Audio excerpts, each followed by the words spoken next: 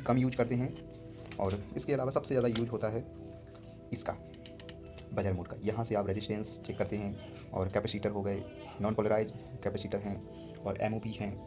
कोई भी सर्किट आपको शॉर्ट चेक करनी है तो भी आप यहाँ से चेक कर सकते हैं। जितने भी नमस्कार दोस्तों, फिर से एक बार आपका स्वागत है हमारे चैनल AK इलेक्ट्रीशियन पर।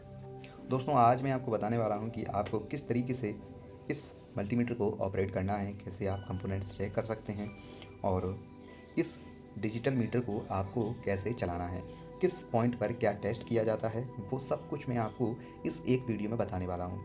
हालांकि यूट्यूब पर बहुत सारी वीडियो हैं, बट क्या होता है कि इसके बारे में कंपोनेंट्स कैसे चेक करने हैं, मल्टीमीटर कैसे वर्क करता है, छोटी से छोटी जानकारी बहुत ही कम लोगों ने दी है यूट्यूब पर। बहुत ही रेयर कंडीशन है यूट्यूब पर कि लोग इसके बारे में कम ही बताते हैं कि इसको ऑपरेट कैसे करना है। हालांकि मैं ये बात नहीं कर रहा हूँ कि ऐसे डिजिटल मल्टीमीटर के बारे में लोग नहीं बताते, बट मुझे इतना पता है कि लोग कम ही इसके बारे में बताते हैं। जो नए मैकेनिक होते हैं, जो नए इलेक्ट्रीशियन होते हैं, उनको नहीं पता होता है कि इसको कैसे चलाते हैं। मैंने कई लोगों से कहा है कि आपको ये ऑपरेट करना आता है कि नहीं, तो वो लोग बोलते हैं कि नहीं, मुझे ऑपरेट करना नहीं आता। मैं वो कांटे वाला रहता है जिसमें घड़ी के जैसी सुई रहती है, वो इधर से उधर होती है, उनको वो वाला चलाना आता है, बट ये वाला चलाना नहीं आता। तो आज मैं आपको इस वीडियो में बताने वाला हूँ कि आपको इस डिजिटल मीटर को कैसे ऑपरेट करना है। तो चलिए वीडियो शुरू करते हैं। दोस्तों, ये अभी ऑफ कंडीशन में है। देखिए, मैं शुरू से लेकर आपको यहाँ से लेकर यहाँ तक बताने वाला हूँ।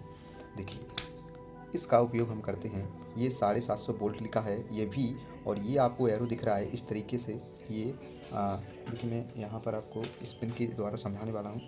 ये जो एरो आपको दिखाई दे रहा है, इस एरो का प्रयोग AC करंट के लिए किया जाता है। अब AC करंट होता क्या है, देखिए मैं आपको एक रजिस्टर पर बताने वाला हूँ कि देखिए दोस्तों, ये देखिए AC करंट,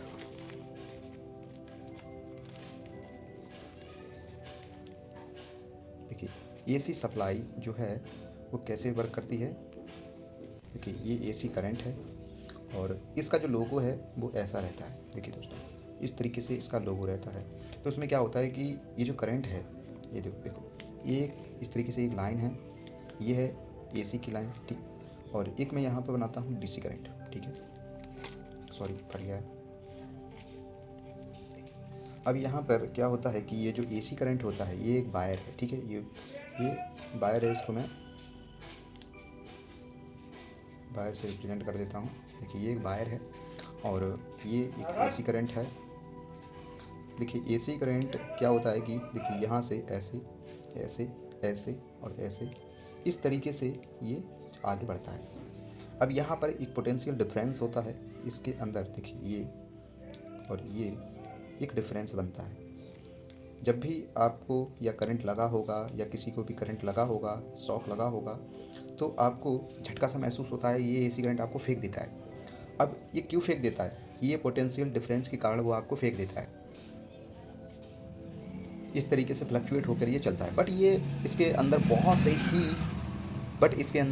बहुत ही कम सेकंड्स होते हैं, जिसकी वजह से हमें बल्ब ग्लो तो करता हुआ दिखता है, बट ब्लिंकिंग ऐसे से नहीं दिखता है। वो इस वजह से नहीं दिखता है क्योंकि ये बहुत ही तेज़ जो लाइट होती है वो बहुत ही तेज़ जाती है, जिस वजह से वो हमें नंगी आंखों से दिखाई नहीं देता। अभी मैंने आपके सामने जो बल्ब चेक करके दिखाया था, उसमें लाइट में ब्लिंकिंग कर रहा था थोड़ा थोड़ा, तो वो वही डिफरेंस होता है। उसी डिफरेंस के कारण वो बल्ब आपको ब्लिंकिंग करता हुआ दिखाई देता है, बट जब हम उसको नंगी आंखों से देखते हैं तो वो ब्लिंकिंग नहीं दिखता है। उसमें बहुत ही कम सेकंड्स होते हैं, बहुत ही कम समय में वो फ्लक्चुएट होता है। अब ये रहा एक DC करंट, ठीक।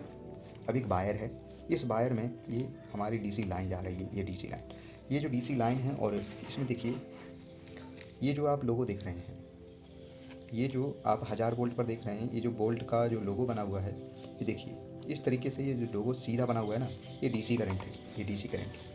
तो DC करंट से क्या होता है कि आपने लोगों के मुँह से सुना होगा कि किसी को अगर बैटरी का करंट लग जाता है तो उसकी मौत हो जाती है। वो उसको फेंकता नहीं है, वो डायरेक्टली उसे चिपक जाता है, वो छोड़ता नहीं है, वो डायरेक्टली जाकर उससे चिपक जाता है। उसका यही रीज़न है भाई, इसी कारण वो चिपक जाता है, क्योंकि ये जो DC करंट है वो सीधा चलता है, सीधा, उसमें कोई पोटेंशियल डिफरेंस नहीं होता इस AC करंट की तरह, वो सीधा चलता है। ये झटका नहीं देगा आपको। अगर लगभग अगर 40 वोल्ट 50 वोल्ट इसके समथिंग 100 वोल्ट की समथिंग अगर करंट होता है, 50 वोल्ट की समथिंग करंट होता है, तो आपको वो करंट लगता है। बट 12 वोल्ट है, 12 वोल्ट तक आपको करंट नहीं लगेगा, वो मिली एम्पियर में होता है। बट आपका ये जो करंट है ना, ये 12 वोल्ट डीसी, ये 12 वोल्ट डीसी आपको करंट महसूस नहीं होगा, जब आप पकड़ेंगे तो लगेगा नहीं। बट अगर इसी 12 वोल्ट को 100 वोल्ट या 50 वोल्ट कर दिया जाए तो आपको करंट लग जाएगा, क्योंकि आपकी जो बॉडी होती है वो भी एक रेजिस्टेंस का काम करती है। और 12 वोल्ट आपकी बॉडी उसको पता नहीं चलता कि, क्योंकि वो एब्जॉर्ब कर लेती है और आपको करंट नहीं लगता। बट ये डीसी करंट अगर ज़्यादा हो जाता है तो आपको करंट लग सकता है, और करंट लगने के बाद आपके बहुत ही कम चांस हो जाते हैं बचने के। और एसी करंट से लगभग 1% चांस होता है आपके बचने का, कि आप बच सकते हैं।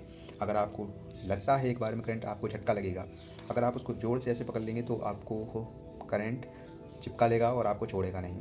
बट ये 1-2 बार आपको फेंकेगा, लेकिन उसी में अगर आप चिपके रहे तो आपकी मौत निश्चित है। तो चलिए दोस्तों, आप समझ चुके होंगे कि एसी करंट कैसे वर्क करता है।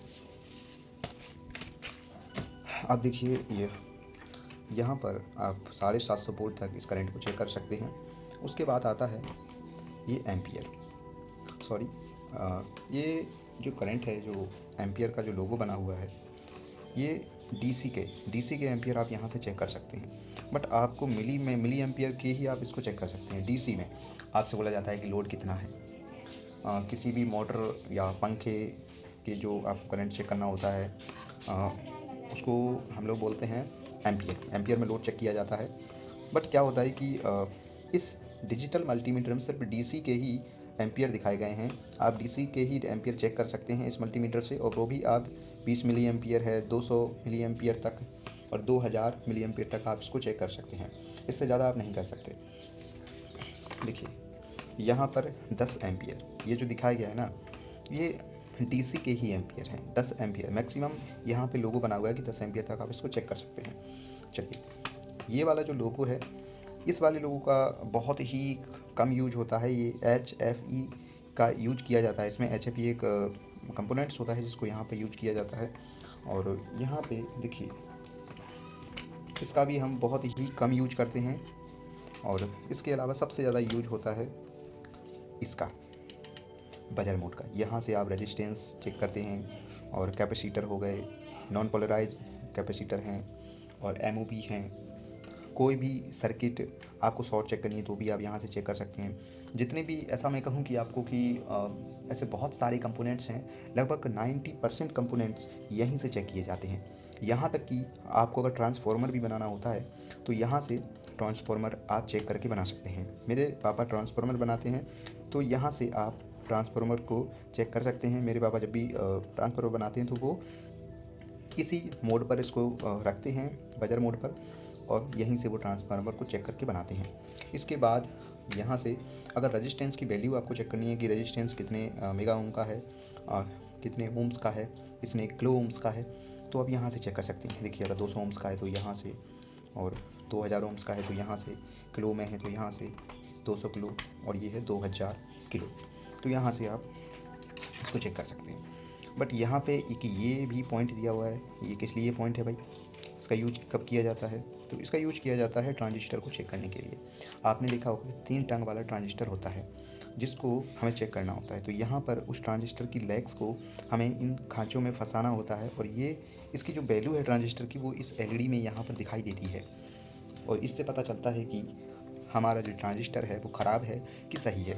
देखिए, यहाँ पे NPN है और एक PNP है। तो इस साइड वाले खाँचे जो हैं वो PNP के लिए हैं, इस साइड वाले NPN के लिए हैं। तो यहाँ से आप ट्रांजिस्टर चेक कर सकते हैं। अब यहाँ पे मैंने आपको बता दिया है कि जो DC करंट है वो आपको यहाँ से चेक करना होता है। यहाँ से आप लगभग 1000 वोल्ट आप इसको चेक कर सकते हैं DC के। जब भी मैं इन बल्ब्स को रिपेयर करता हूँ तो यहाँ पे हमें ज़रूरत पड़ती है इस मल्टीमीटर की, कि यहाँ पर कितने वोल्टेज DC के आ रहे हैं और कितने वोल्टेज यहाँ पर AC के आ रहे हैं। तो इस मल्टीमीटर की बहुत ही ज़्यादा महत्वपूर्ण योग्यता होती है इन सभी PCB को बनाने के लिए, बल्ब्स को बनाने के लिए, और जितनी भी LED होती हैं, LED TV होती हैं, बूफर्स होते हैं, और बड़े बड़े साउंड होते हैं, साउंड्स की जो भी मशीन्स होती हैं वो सब इसी मल्टीमीटर से चेक करके बनाई जाती हैं। हालांकि कुछ और भी इससे बड़े बड़े भी मल्टीमीटर आते हैं जो कि क्लैंप मीटर होते हैं, तो आप चाहें तो उससे भी आप इसको बना सकते हैं। बट ये न्यू इलेक्ट्रिशियन जो होते हैं उनके लिए ये अच्छा है। उन सभी को मैं ये रिकमेंड करूँगा कि आप इस मल्टीमीटर से अपनी शुरुआत कीजिए और इससे आप कुछ भी बनाना सीख सकते हैं। जिनको भी इंटरेस्ट है वो आप इस मल्टीमीटर को परचेज़ कर सकते हैं और इसी से आप सीख सकते हैं, क्योंकि ये ज़्यादा महंगा नहीं आता है। मेरे यहाँ पर इसका रेट मार्केट में लगभग 140 है, और आपके यहाँ पर मार्केट में ये कितने का मिलता है तो कमेंट बॉक्स में कमेंट करके मुझे ज़रूर बताना। इसमें ये 2 रेड हैं, मेरी एक ब्लैक ख़राब हो चुकी थी, इस वजह से मैंने इसको चेंज कर दिया है। बट हाँ, एक पॉइंट और छूट चुका है। देखिए, जब भी आप प्लस वाली जो रेड प्रोब होती है, ये अगर आपको एम्पियर डीसी के चेक करने हैं तो यहाँ पर आपको इसको इंस्टॉल करना पड़ेगा। देखिए, ये यहाँ पर डला हुआ है मैक्सिमम 10 एम्पियर, तो यहाँ से आप इसको चेक कर सकते हैं। आई होप दोस्तों, तो चलिए दोस्तों, मिलते हैं अगली इंटरेस्टिंग वीडियो में। तब तक के लिए बाय।